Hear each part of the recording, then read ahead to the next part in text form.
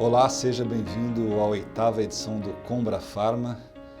Meu nome é Gustavo Alves e a ideia hoje é falar para você sobre o atendimento a pacientes idosos em farmácias e drogarias. Primeiro entendimento de que farmácia e drogaria, estabelecimentos comerciais, estabelecimentos de serviço prestado ao cliente, e o objetivo aqui hoje, portanto, é explorar alguns tópicos importantes do atendimento, seja no balcão, seja no consultório farmacêutico. Como eu disse, me chamo Gustavo Alves, sou farmacêutico e atuo no atendimento e no cuidado ao idoso. Tenho praticamente parte da minha trajetória voltada para estudos com pacientes idosos, pacientes com demências. Iniciei atuando na área hospitalar, onde permaneço até hoje, são 27 anos de atuação em área hospitalar. Sou pós-graduado em farmácia hospitalar e depois o mestrado e o doutorado voltado para diagnóstico de paciente com Alzheimer, e hoje faço o pós-doutorado na Faculdade de Medicina da USP em Ribeirão Preto, também com atendimento ao idoso. Atualmente sou coordenador do Grupo de Cuidado Farmacêutico ao Idoso do Conselho Regional de Farmácia do Estado de São Paulo. Declaro não haver nenhum conflito de interesse em relação a fatos, a situações às quais eu posso expor a você aqui como parte da minha apresentação. Bom, a primeira abordagem que eu faço sempre quando eu falo do idoso pode parecer não muito relacionada aqui ao assunto, mas é falar para você, lembrá-lo dessa data, 19 de novembro de 1969, dia em que Edson Arantes do Nascimento Pelé fez o seu milésimo gol lá no estádio do Maracanã, estádio Mário Filho, no jogo contra o Vasco da Gama. O goleiro do Vasco era o Andrada. O pênalti aos 30 do segundo tempo, lá em cima, o zagueiro Fernando até hoje disse que não fez o pênalti, enfim. Mas qual a relação desse fato com a nossa discussão aqui? Eu volto a essa data para lembrar que logo após o milésimo gol, o mundo inteiro esperava esse milésimo gol, o estádio estava cheio, toda a imprensa. O Pelé se dirige ao meio do campo e todos os jornalistas com o microfone em punho para ouvir o que o Pelé tinha para falar. O jogo não tinha acabado. E o Pelé, então, ele diz que o Brasil precisava cuidar das suas criancinhas. Ele disse essa frase: ajudem as criancinhas que precisam de pouco de quem tem muito. Naquela época nós tínhamos uma relação, uma proporção de pessoas idosas muito pequenas em toda a população brasileira, muito diferente da proporção ocupada pelas crianças. As crianças, os jovens, a pirâmide populacional, essa que você está vendo nesse momento, ela mostrava uma prevalência muito grande de jovens e crianças frente a um número reduzido de idosos. A expectativa de vida do brasileiro, a expectativa de vida do idoso, ela era muito pequena se comparada ao que nós temos hoje, já com essa pirâmide populacional bem modificada, os idosos, as pessoas vivendo mais, as pessoas vivendo em média hoje no Brasil, nós vamos falar daqui a pouco, por volta de 75,8, 76 anos. Consequentemente, há uma mudança drástica dessa pirâmide populacional que caracteriza o envelhecimento populacional, que é um fenômeno e que vamos falar daqui a pouco, vou falar para você daqui a pouco. Veja no Brasil, em São Paulo, como a pirâmide ela vai se desfigurando. Na verdade, um triângulo, que seria a pirâmide, como mostrei para você anteriormente, ele passa a ter um desenho alterado que caracteriza justamente essa modificação das proporções, das proporcionalidades das faixas etárias, com o fato de que nascem menos crianças e os idosos vivem mais tempo, consequentemente essa mudança drástica que vai ser muito importante na discussão que eu vou ter com você aqui hoje em relação ao cuidado farmacêutico, no atendimento ao idoso, na farmácia, na drogaria. Quem é o idoso? O idoso no Brasil e nos países em desenvolvimento é a pessoa que tem 60 anos ou mais, diferente dos países de primeiro mundo, onde o idoso é aquele que tem 65 anos ou mais. Essa diferença, esse gapzinho aí de 5 anos, ele é muito significativo, muito importante, porque ele está relacionado a questões como qualidade de vida, questões socioeconômicas, acesso à educação, as condições sanitárias, alimentação. Então há vários fatores que marcam e que caracterizam essa diferença de 5 anos entre a população idosa no Brasil, por exemplo, e a população idosa nos Estados Unidos, no Canadá.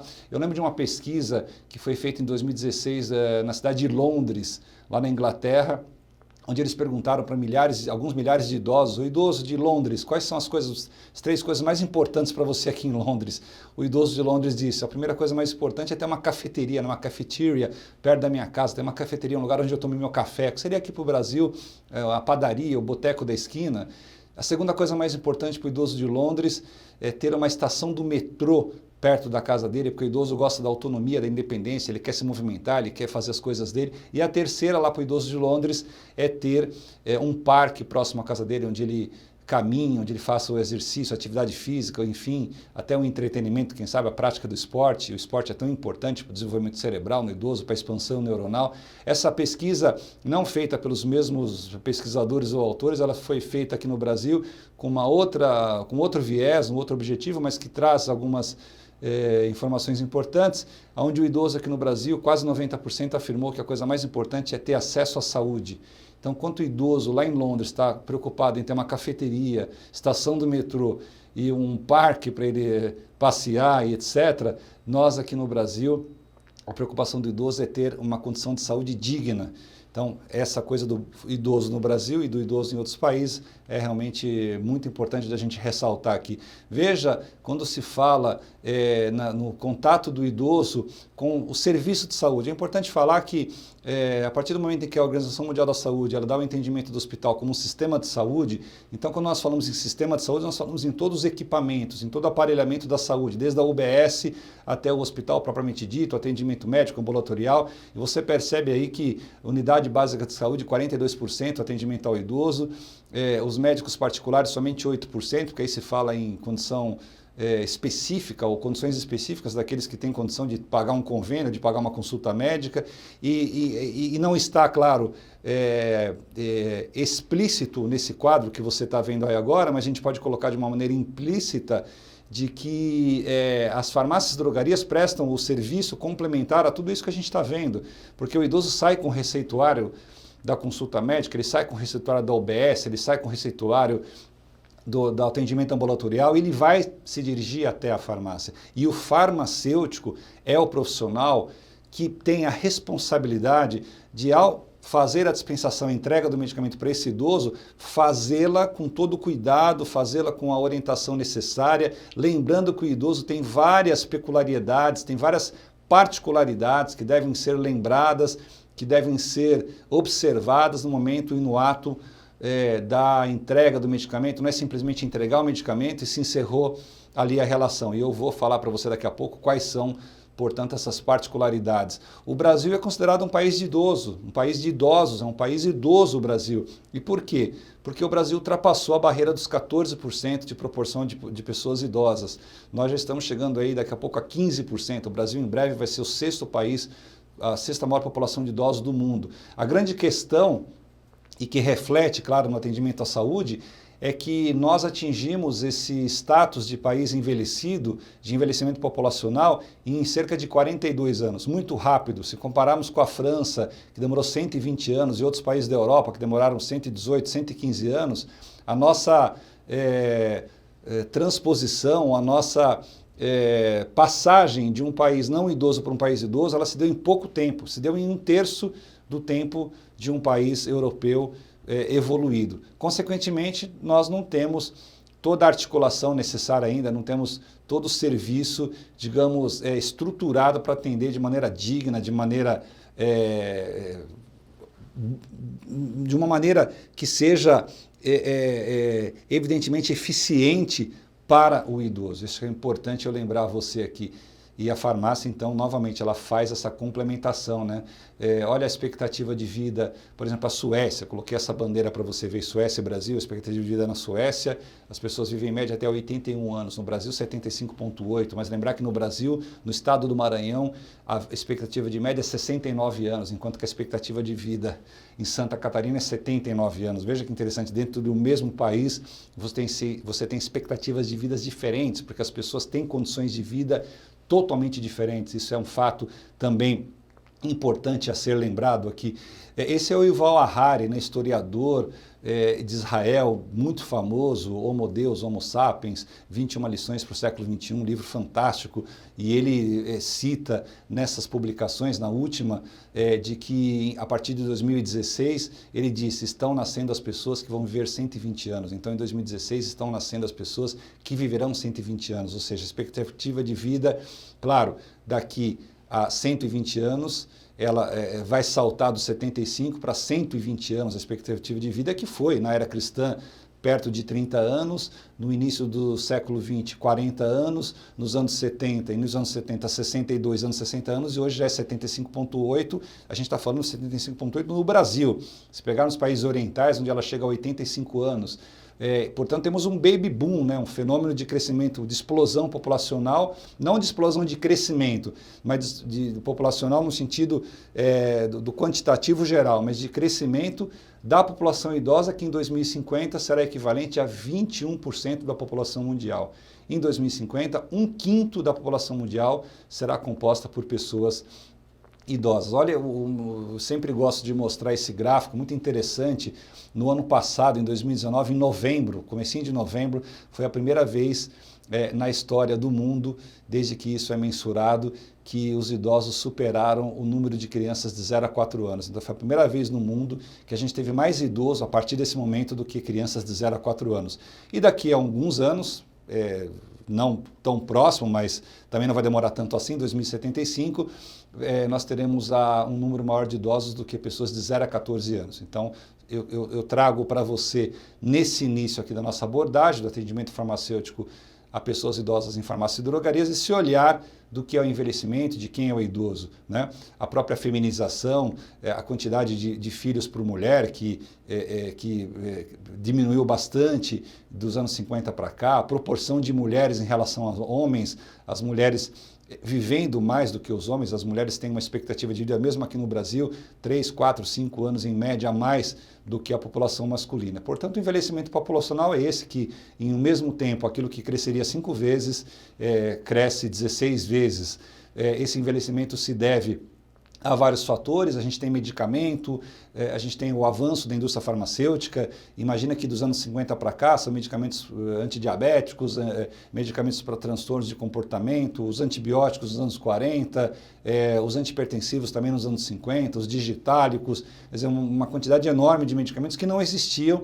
Portanto, as pessoas têm uma condição de vida melhor, os alimentos cada vez, mesmo manufaturados, mas os alimentos dando também uma condição de vida melhor, alimentos com baixa taxa de gordura, gordura trans, alimentos enriquecidos com alguns nutrientes, enfim, isso também traz uma condição de vida melhor para as pessoas. A própria cocção, né, que é um evento que vem lá da época da pré-história até hoje, que a partir da qual o aproveitamento dos alimentos se dá de maneira muito mais satisfatória.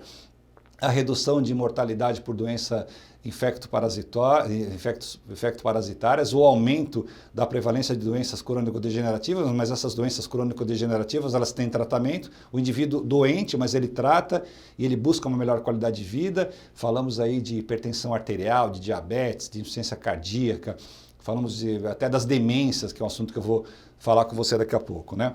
Então, os idosos no Brasil, apenas 4,6% dos idosos vivem com alto padrão de vida. Isso é muito importante, porque mostra exatamente a carência de atendimento na área da saúde e que, de novo, uma grande oportunidade para o mercado farmacêutico prestar esse atendimento, no sentido não exatamente financeiro. Claro que o viés financeiro é importante, mas no sentido também de resultado para a qualidade de vida, de resultado que traga satisfação, que traga fidelização para esse cliente da farmácia. Enfim, são questões muito importantes que a gente tem observado nos últimos anos. Quando se fala em envelhecimento, é importante distinguir dois termos, a senescência e a senilidade. O que é senescência e o que é senilidade? A senescência é o chamado envelhecimento fisiológico, envelhecimento normal. Charles Darwin afirmava que a máquina humana ela foi concebida para viver até os 30 anos. Então, em tese, nós teremos que viver até os 30. Com o passar do tempo, claro, estamos vivendo cada vez mais com todos os recursos tecnológicos que eu acabei de citar há pouco. E a senescência e a senilidade é o envelhecimento às custas de um processo patológico, de uma doença, de uma moléstia, enfim, de uma demência, como nós vamos falar daqui a pouco. Então, senescência, envelhecimento fisiológico, e senilidade, envelhecimento patológico. Esse quadro mostra isso com muita nitidez, né? Veja, por exemplo, a velocidade de condução nervosa, a qual é mensurada através do número de sinapses, né? Sinapses são aquelas transmissões que acontecem entre os neurônios, que tem como principal, dentre as principais indicações e objetivos, na transmissão nervosa, a transmissão de informações, enfim, e que vão regular vários processos metabólicos, fisiológicos e cerebrais também. Numa pessoa com 30 anos de idade, a velocidade da condução nervosa ela é de 100%. No indivíduo com 60 anos, ela cai para 96%, ela cai só 4%. E aos 80 anos, ela cai 12%, ela vai para 88%. Alguém pode dizer, poxa, Gustavo, mas então aos 60 anos é só 4% que a pessoa perde de velocidade da condução nervosa? Vamos tentar abrir esse número do 4% para você ver que não é só 4%. Vamos lembrar que hoje a ciência consegue quantificar, e ela conseguiu identificar que nós temos por volta de 86 bilhões de neurônios na região cortical. Cada neurônio podendo fazer aí uma média de 8, 9, 10, 12 mil sinapses, alguns ligações com outros neurônios, pode chegar a 16 mil. O total de sinapses que podemos realizar, ela vai na casa de 1,5 vezes 10 elevado a 14. A gente está falando em mais de 115, quase 120 trilhões de sinapses. Imagina você perder 4% de 115 trilhões de sinapses. A gente está falando em 6 trilhões de sinapses, é muita coisa. Isso aos 60 anos eu estou falando no processo de senescência, não é na senilidade. Então essa perda de sinapse, essa perda de neurônio, essa perda de massa neuronal, ela pode ser maior.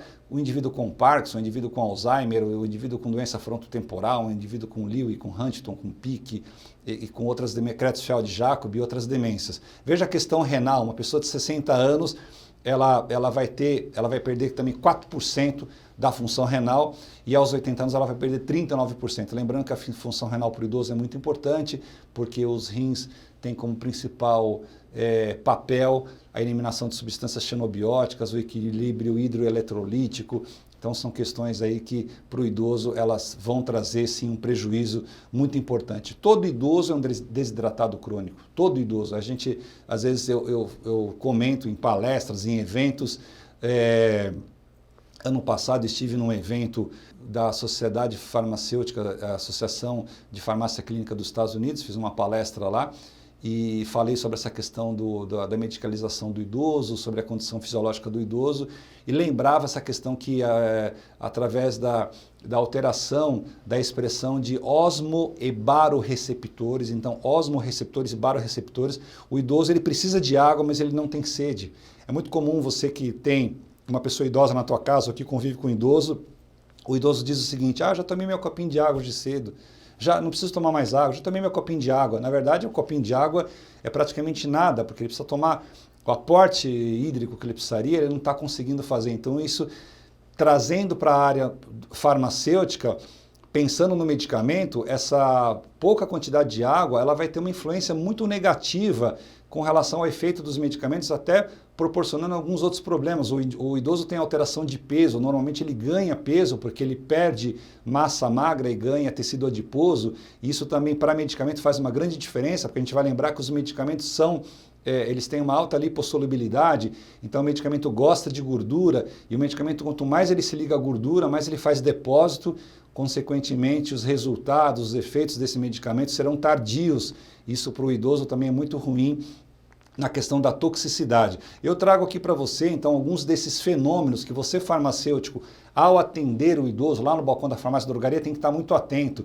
O idoso, normalmente, ele vai ter um aumento do pH gástrico, ele vai ter uma redução da motilidade gastrointestinal, ele vai ter um estreitamento e redução da superfície de absorção, ou seja, ele vai absorver pouco nutriente, ele vai absorver uma quantidade menor de substâncias, inclusive medicamentos, a mesma questão da água, sais minerais, então isso pode ser prejudicial, por exemplo, a vitamina B12, ele vai ter uma redução de absorção de B12, e a B12 para o idoso é muito importante, não para os músculos, não só para os nervos, mas a B12 ela está relacionada a funções cognitivas. Então, um baixo aporte de vitamina B12, ele pode trazer como consequência o que a gente chama de declínio cognitivo. A distribuição, o que é a distribuição? Quando se fala em distribuição, se fala na distribuição dos líquidos corporais, onde que você tem água no interstício, dentro da célula, enfim. Então, com relação à distribuição, redução do peso corporal, normalmente é o aumento, mas pode acontecer a redução, diminuição da massa magra, como eu disse há pouco, aumento da gordura corporal, veja, tem as duas questões, né? Redução da água corporal, falei que o idoso bebe pouca água, ele é desidratado crônico, e redução da albumina plasmática. Você farmacêutico, você que nos acompanha, lembra que a albumina plasmática é a principal proteína plasmática, responde a quase 60%, e ela tem aquela função de carrear, aquela função de se ligar às drogas. Então, se eu tenho pouca albumina, eu vou ter mais droga livre, e isso traz eventos de toxicidade também muito importantes, né? O metabolismo, redução do fluxo sanguíneo hepático na região do fígado, que é o principal órgão que metaboliza drogas no organismo, redução da massa hepática, redução do metabolismo de fase 1, ou seja, você tem uma redução da taxa de biotransformação, um prejuízo da biotransformação. E lembra que a biotransformação é aquela etapa fundamental, crucial para a eliminação dos fármacos. A excreção, que é a eliminação do medicamento, redução do fluxo sanguíneo renal ou de outras substâncias também, não só do medicamento, redução da taxa de filtração glomerular, alteração dos clearances de alguns medicamentos, alteração dos clearances de creatinina que vai influenciar, portanto, na taxa de eliminação de alguns medicamentos. Consequentemente, isso também, a necessidade de fazer um manejo na via de administração, em alguns casos, na dose, no aprazamento posológico, porque o medicamento para o idoso, ele passa a ser um medicamento para um paciente especial. Aquela dose estandartizada, aquela dose que vem da indústria farmacêutica, 50 miligramas disso, 40 daquilo, 25 microgramas daquilo outro. Quando pensa no idoso, talvez eu vou precisar fazer algumas alterações na dose ou no aprazamento, enfim, porque os efeitos, absorção, metabolismo, a excreção serão diferentes. O farmacêutico tem que estar muito atento a isso, como eu citei para vocês, aí a redução da absorção de B12, os benzodiazepínicos, né? Que é um tipo de medicamento muito usado pelo idoso e que traz um perigo, um risco muito grande para o idoso, o benzodiazepínico, porque ele pode trazer também, ele pode contribuir para esse declínio cognitivo, para as quedas, né? Um dos medicamentos que tem maior relação com quedas em idosos são os benzodiazepínicos. Claro que o medicamento ele aumenta a expectativa de vida, ele tem um lado positivo, um lado benéfico, isso é inquestionável, então nós temos que nos apoiar nesse benefício, nessa questão de grande importância para o idoso, mas não esquecer que a toxicidade, reações adversas que podem ser exacerbadas, elas vão ter que ter um olhar especial do profissional da saúde, especificamente do farmacêutico. Estima-se que pacientes idosos utilizem de 2 a 5 medicamentos por dia. Então, assim, o idoso faz uso de muitos medicamentos, seja aquele medicamento que ele adquiriu lá por uma receita médica e aquele medicamento que ele se automedica também. A gente tem que ter muito cuidado com isso, com o uso excessivo, por exemplo, de analgésicos, anti-inflamatórios que o idoso faz por conta própria. Ele tem o hábito de tomar aquele determinado analgésico antes de dormir, ele tem o hábito de tomar uma vitamina por conta própria, ele tem o hábito de tomar um facilitador para ele evacuar, para ele melhorar o peristaltismo intestinal, enfim, ele tem o hábito de tomar aquele medicamento para diminuir a dor de estômago. Isso pode trazer uma série de problemas, além de aumentar a quantidade de itens que ele toma, as interações medicamentosas também que vão acontecer. E claro que quanto mais medicamento, 2 medicamentos, o risco de reação adversa é 13%, 5 é 58%, acima de 7 é 82%. Quanto mais medicamento eu uso, obviamente, que maior é o risco de reação adversa. Eu não quero dizer com isso que se o indivíduo tiver que tomar 8 medicamentos, ele não vai tomar porque ele vai ter 82% de reação adversa. Não é isso. Se tiver que tomar 8, 10, ele vai ter que tomar, foi prescrito. O que a gente tem que ter é um manejo, é o que a gente chama de monitoramento ou acompanhamento farmacoterapêutico, que é um trabalho que o farmacêutico faz ali diretamente junto ao idoso. Então, muita atenção nessa questão relacionada a quantidade de medicamentos que ele toma e no manejo. O médico fez a prescrição, o farmacêutico recebe essa prescrição lá com o idoso na farmácia, na drogaria. Agora nós vamos fazer um planejamento farmacoterapêutico. Vamos fazer um planejamento, vamos fazer aqui, vamos estabelecer quais as regras, em que horário você vai tomar esse remédio, como que você vai tomar esse remédio. Veja, as pessoas tomam remédio com café, tem gente que toma remédio com suco, tem gente que toma remédio com refrigerante, tem gente que toma remédio com bebida quente, com achocolatado. Remédio se toma só com água. Se eu tomo um remédio com café quente, com chá, com chocolate, com leite, etc., eu estou alterando o perfil de absorção do medicamento, até porque o líquido está quente, ele vai fazer com que o remédio seja absorvido mais rapidamente. Suco pode alterar o pH gástrico, influenciar também na absorção. Então são questões que o farmacêutico tem que estar ali atento a informar para o idoso. Para toda pergunta, imagine o conhecimento. Para toda busca, imagine uma inovação. Para todo mal, imagine a cura. Para você imaginar, a EMS realiza pesquisas inovadoras, investe em tecnologia e desenvolve novos medicamentos que cuidam da sua saúde. Porque quando o mundo está paralisado pelas dúvidas, alguém precisa imaginar as respostas. Medicamentos EMS. Sua saúde merece. Quando se fala em idoso, a gente fala nos chamados gigantes da geriatria, que inicialmente eram 5, e aí nos últimos tempos nós atualizamos para 7 gigantes e que precisam ter aí o olhar também da atuação do farmacêutico. O primeiro grande gigante é a iatrogenia. O que é iatrogenia? Toda aquela interferência do profissional de saúde junto ao tratamento feito pelo paciente. Pode ser um erro de medicação, pode ser a própria automedicação que foi digamos que movida por uma sugestão incorreta, pode ser uso incorreto do medicamento, quer dizer, a iatrogenia pode ser uma via de administração incorreta, enfim, uma diluição inadequada. Então, a iatrogenia ela é muito comum e ela é muito comum, mas entre os idosos ela pode trazer consequências ainda piores. A instabilidade postural, o idoso tem instabilidade postural, ele tem alteração do eixo extrapiramidal. Então, ele tem muito aquela hipotensão ortostática, ele está sentado, quando ele levanta, ele tem tontura. Então, muito cuidado com a instabilidade postural, que pode ser exacerbada pelo uso de alguns medicamentos também, e outras condições que eu vou citar aqui quando falar em quedas. A imobilidade, o idoso pode, dependendo da moléstia, da doença que ele tem, ter problemas de mobilidade, muitas vezes ficando o tempo todo sentado, numa cadeira de rodas, sem conseguir se movimentar, perdendo a autonomia e independência que para eles são fundamentais.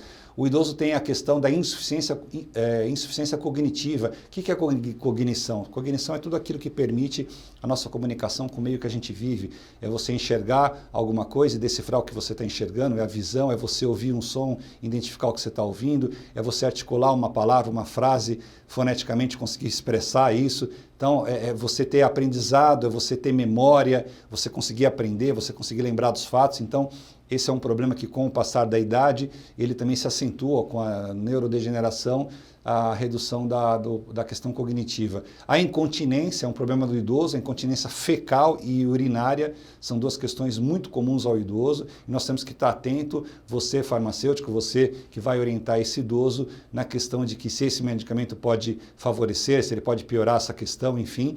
A insuficiência familiar, segundo o último censo do IBGE, 35% dos idosos no Brasil moram sozinhos.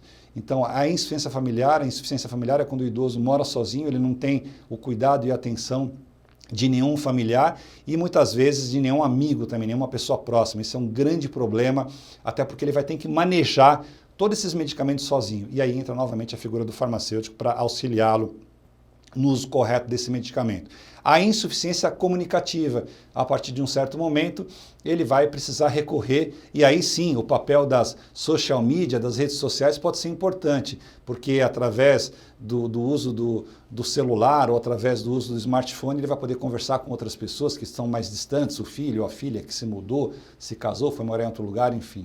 Olha alguns dados em relação aos idosos no Brasil, 36% com diabetes, 43% cardiopatas, 93% dos idosos usam pelo menos um medicamento de uso crônico, somente 23% tem plano de saúde, o restante vai depender do serviço público, 20% fazem polifarmácia, que é tomar 5 medicamentos ou mais, quando se fala na quantitativa, ou quando é na qualitativa a gente vai falar no critério de Beers, nos inapropriados para idosos, 18% usando ao menos 5 medicamentos, como eu disse, 35% avalia o sistema de saúde como ruim, 26% obesos. Então, isso são questões que precisam ser levadas em consideração. As principais doenças que afetam os idosos e que vão impactar lá no atendimento na farmácia, na drogaria, porque você vai receber esses idosos, as doenças cardiovasculares, como hipertensão, infarto agudo do miocárdio, o paciente pós-infarto, o paciente pós-acidente vascular cerebral, pós-AVC, doenças respiratórias como DPLC, doença pulmonar obstrutiva crônica, o enfisema pulmonar, o câncer, as infecções, porque você tem uma redução da questão imunológica, do perfil imunológico do idoso, então ele fica mais suscetível às infecções. As quedas, que são muito comuns em idosos, as quedas respondem em muitas situações pela segunda causa de internação em idosos no mundo inteiro, quedas, o idoso cai, o idoso é caidor. Os problemas de osteoartrose, osteoartrite, enfim, doenças relacionadas à questão óssea e muscular, o diabetes e as demências. E dentre as principais demências, nós poderíamos destacar a doença de Alzheimer. As demências mais comuns, o que é uma demência? A demência é uma espécie de uma síndrome que vai afetar várias funções cognitivas, vai alterar comportamento, vai estar associada à perda de neurônios, neurodegeneração, como nós falamos, né? As principais demências, Alzheimer, demência de Alzheimer, identificada em 1906 por Alois Alzheimer, lá no Congresso Sudoeste da Alemanha, é a mais comum. Depois nós temos a demência frontotemporal, temos a demência vascular, temos a demência de Pick, temos a demência de Huntington, a Coreia de Huntington, temos a demência de corpúsculos de Lewy, temos a demência de Parkinson, temos a demência provocada pela azotemia, temos a demência provocada pelo HIV, temos a demência provocada pela depressão, pelas encefalopatias, temos a demência de Creutzfeldt-Jakob, Mad-Cow, Cow-Crazy ou doença da vaca louca, que é uma outra demência, mas a mais comum é Alzheimer, que merece então todo o nosso cuidado, porque boa parte dos pacientes idosos que você vai atender hoje na farmácia, ele é um idoso e que, consequentemente, tem uma grande chance, um grande risco de ter a doença de Alzheimer.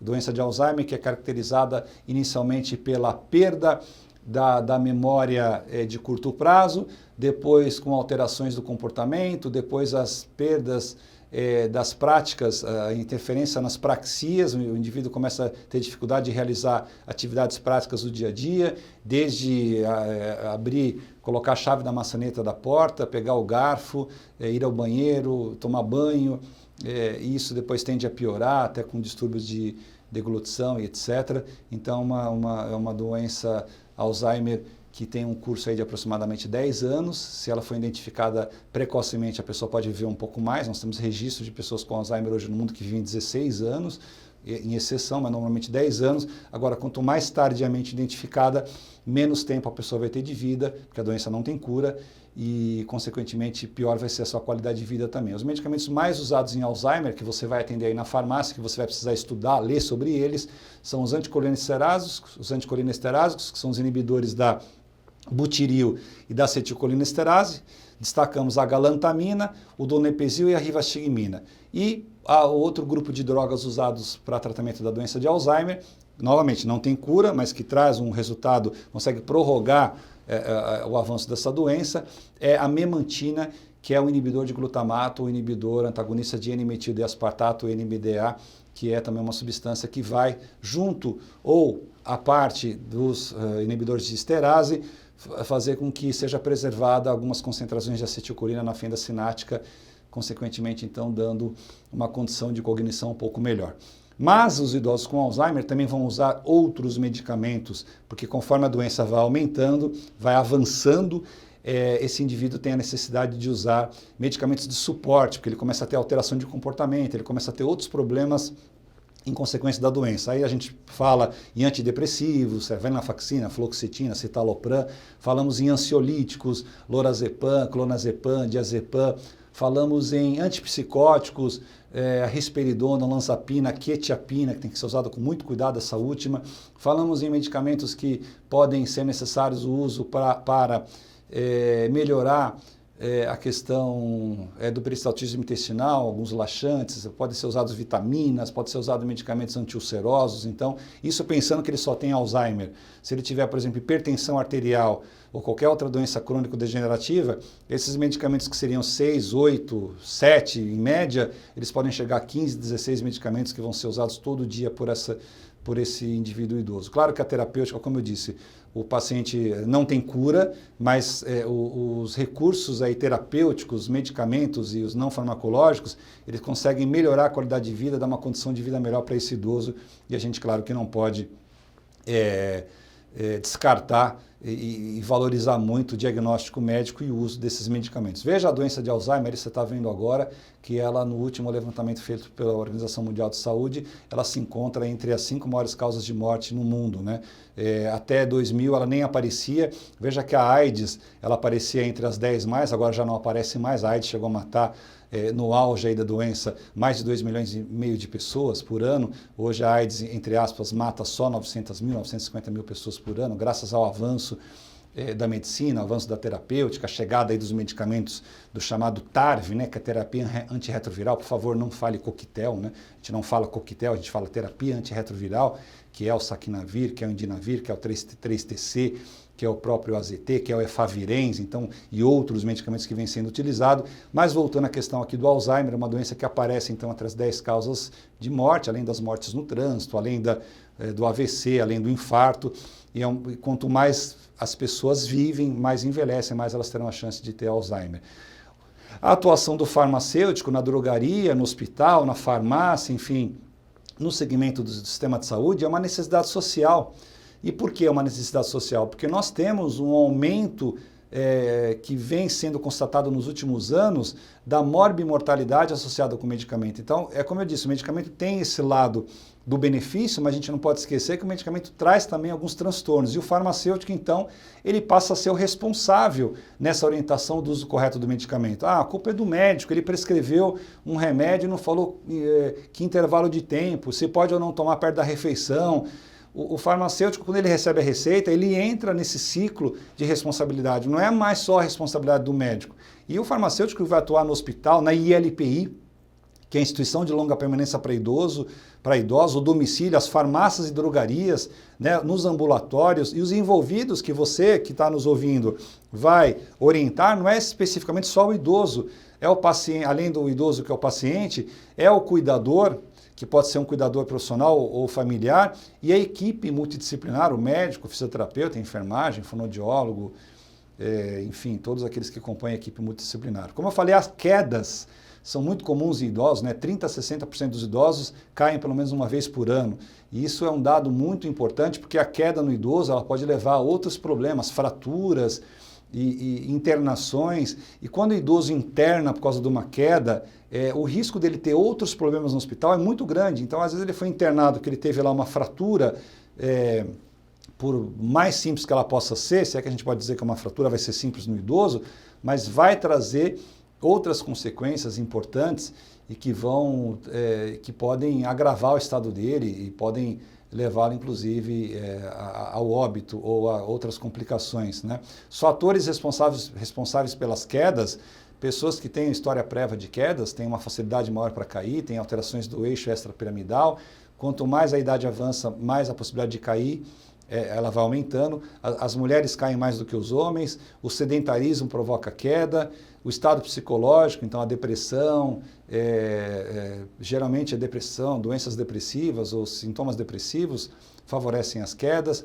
A deficiência nutricional, então a má alimentação provoca fraqueza muscular, instabilidade óssea, então o idoso vai cair. A condição clínica dele, dependendo da doença que ele tenha, como eu falei aqui, uma demência, Parkinson, por exemplo, lembra que Parkinson, dentre as principais características clínicas da doença de Parkinson, você tem a bradicinesia, você tem o tremor em movimento, você tem a roda dentada, quer dizer, você tem o andar festinante que a gente fala, aquele andar que ele vai esfregando o pé no chão para andar, ele não consegue levantar a sola, então isso favorece a queda. O declínio cognitivo favorece a queda, a redução da acuidade visual, a redução do campo de visão do idoso, ele vai cair mais por causa disso, distúrbios da marcha, doenças ortopédicas, o estado funcional geral dele e medicamentos. Medicamentos como, por exemplo, antidiabético, ele tem que tomar um remédio, ele tem diabetes, mas quando ele toma um antidiabético e há uma redução drástica do nível de glicemia para um nível de hipoglicemia, uma redução muito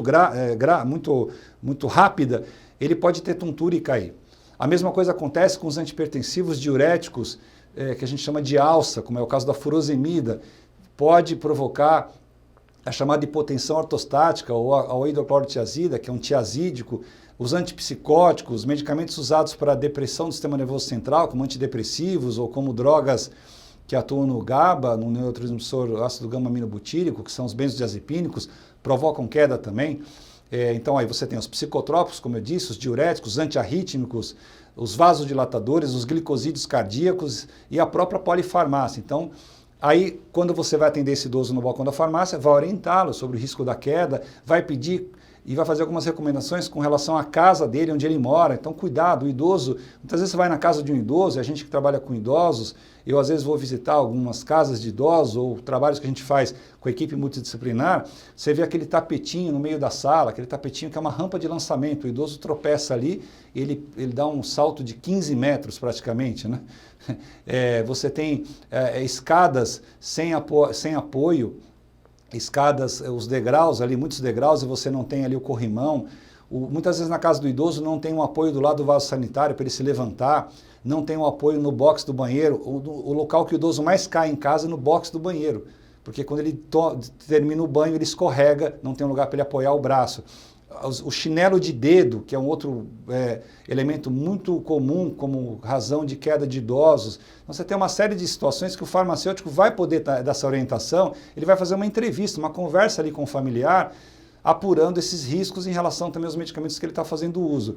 Dentre as competências que a gente pensa para o farmacêutico prestar esse serviço ao idoso, estudar a farmacologia clínica, conhecer a farmacologia clínica, que é a aplicação da farmacologia básica em seres humanos, conhecer as farmacoterapias, então é importante ler exaustivamente mecanismo de ação, reação adversa, interação, conhecer as posologias. Você não precisa ser um computador ambulante, mas é importante que você tenha pelo menos uma noção daquilo que você está falando e quando não tiver, vá buscar informação. Não queira dar informação sem ter certeza, porque isso não é bacana e você pode comprometer muito, né? Interpretação de exames laboratoriais, saber ler um exame, não é ler o resultado. O resultado hoje você vai no laboratório, sai na internet, você vai lá, tem o resultado, é você interpretar esse resultado. Conhecer as políticas públicas que se tenha disponível para o idoso na sua cidade, no seu município, na região que você mora, são questões muito importantes, né? Os idosos são os principais usuários de medicamento e serviços assistenciais, eles têm fatores que são muito peculiares, o idoso tem muito aquela coisa dele, a crença no medicamento ou a descrença no medicamento. O idoso às vezes tem aquela questão de que, eu já estou velho mesmo, então não vou tomar remédio nenhum, não quero dar trabalho para ninguém. Então, tem fatores que são muito importantes. O uso de bebida alcoólica, que muitas vezes é uma prática, quando o indivíduo se aposenta, o idoso, eu não posso deixar de tomar minha pinguinha lá à noite, posso tomar, mas eu não sou alcoólatra, hein? Mas o cara tem que tomar cerveja todo dia, não é alcoólatra, tem que tomar a cachaçinha dele todo dia, mas não é alcoólatra. Isso para o idoso vai fazer muita diferença. Os idosos são polimedicados, tomam muito remédio, muitas vezes ele toma um remédio que o médico não sabe, porque ele vai na farmácia e ele compra esse remédio, ele passa a tomar, que ele ouviu no rádio, alguém disse que é bom, tem que tomar muito cuidado com isso, né? E ele tem dificuldade também de manejo com esse remédio, porque ele tem redução da acuidade visual, ele tem deficiência, às vezes, para questão cognitiva, para entender como é que explica. Então, você explicou o remédio para ele, no final você vira para o idoso e fala, o senhor entendeu como toma o remédio? Entendi. Aí você fala para ele, o senhor pode me explicar de novo? E aí você vai ver se ele entendeu realmente, ou então vai chamar um cuidador, ou você vai usar de recursos lúdicos, né? Desenhos, sei lá, gravuras, como tem lá aquele pictograma, que é aquele que tem o desenho do sol, da lua, para você falar o horário que ele precisa tomar um medicamento. O idoso tem as alterações fisiológicas que nós citei para você anteriormente. Eles são pacientes dependentes, depende de um cuidador, que pode ser a esposa, o marido, a filha, enfim, o filho, pessoas que vivam com ele, né? O idoso, ele se automedica, essa é uma questão natural, não podemos afirmar que 100% se automedica, mas uma boa quantidade de idosos tem a prática da automedicação, a gente tem que chamar sempre a atenção disso. A necessidade da participação em projetos de investigação, a respeito da utilização de medicamentos. Então, por ser uma população especial, é importante que essa população seja avaliada nos estudos de medicamentos. Empatia, o farmacêutico ao atender o idoso, porque o idoso ele gosta muito de ser ouvido, ele precisa ser ouvido. Agora, veja bem, empatia com o idoso não é tratar o idoso como excessivamente, quase como uma criança, né? Aquela coisa que é até chata, né? Vovozinha, só tá bonzinho, tomou um remedinho, tudo no inho. Não é isso, empatia não é isso, sabe? Empatia é você dar atenção, é você ouvir o que ele tem para dizer, não interrompê-lo quando ele está falando, quer dizer, você dá um bom atendimento. A empatia é uma característica que é totalmente diferente desse exagero, dessa coisa que muitas vezes a gente vê e que não é bacana. Proatividade, quer dizer, tomar aquela frase do direito, né, romano, que fala prior in tempore potior injuri, né, quem se adianta no tempo tira vantagem no direito, é uma frase que os advogados usam muito, mas assim, é você sempre se adiantar no tempo, não esperar o problema acontecer, né? Podemos lembrar também Geraldo Vandré, né? Quem sabe faz a hora, não espera acontecer, né? Ou seja, com idosos tem que tentar se adiantar no tempo, os problemas que podem acontecer com o medicamento, você já tomar ali a dianteira e antes que aconteça uma reação adversa, uma interação. O dinamismo com o idoso, sei lá, desenhos, a questão lúdica, você tem que usar de criatividade, né? Saber lidar com as crises, situações complexas. Por exemplo, uma situação muito comum no idoso, que você precisa saber e conhecer e ler sobre isso, são os casos de delírio. O idoso, normalmente, ele pode ter quadros de delírio. E esse delírio pode ser provocado tanto o delírio quanto o delirium, tá? Que são coisas diferentes, mas que serão provocados aí, respectivamente, por tempo exagerado de internação no hospital ou quando alguns medicamentos podem promover essas alterações que parecem muito com surtos psicóticos, né, com sintomas positivos lá do paciente que tem esquizofrenia.